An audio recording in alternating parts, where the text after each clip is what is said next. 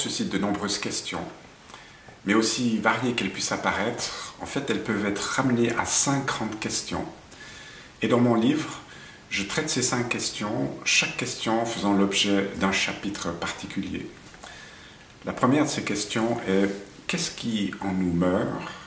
ou au contraire « survit à la mort ?» En fait, il y a 2 manières d'aborder les choses. Certaines personnes pensent que nous ne sommes qu'un corps et que lorsque celui-ci décède, il n'y a plus rien qui reste. Alors que d'autres, qui ont une approche spirituelle, pensent que nous sommes un esprit incarné dans un corps, et quand ce corps disparaît, arrête de fonctionner, l'esprit, lui, continue d'exister et poursuit sa vie, mais ailleurs. Et ce ailleurs, c'est l'objet du 2e chapitre. Où va-t-on lorsqu'on décède? Y a-t-il même un quelque part où nous pouvons aller? Cette question se répond en se basant beaucoup sur les NDE, ces expériences que ces gens ont faites au seuil de la mort.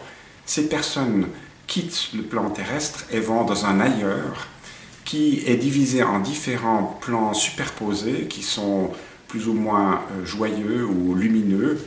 Et nous arrivons à cette notion de l'au-delà, ces plans qui existent ailleurs que sur Terre, qu'on appelle l'au-delà parce qu'ils sont au-delà de notre capacité de perception avec nos 5 sens. Ça, c'est là où on va. Et maintenant, pourquoi est-ce qu'on meurt?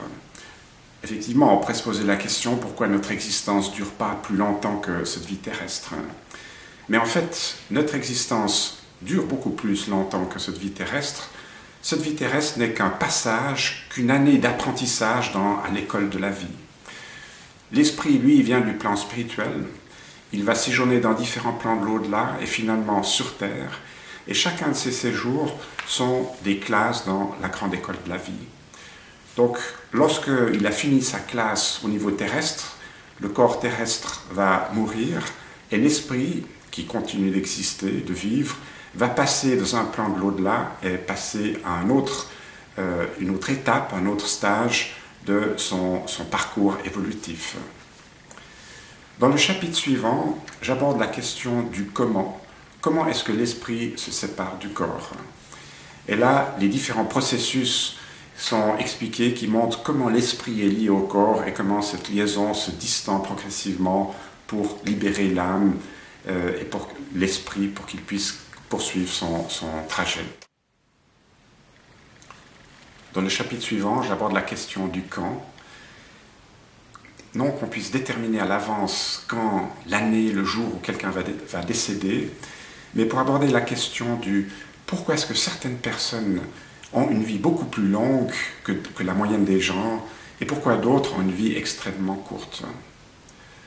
Le livre se termine sur un chapitre sur l'accompagnement des mourants qui permet de prendre mieux conscience de comment on peut aider quelqu'un à mourir, les choses qu'on peut faire, l'attitude qu'on peut avoir pour faciliter son départ.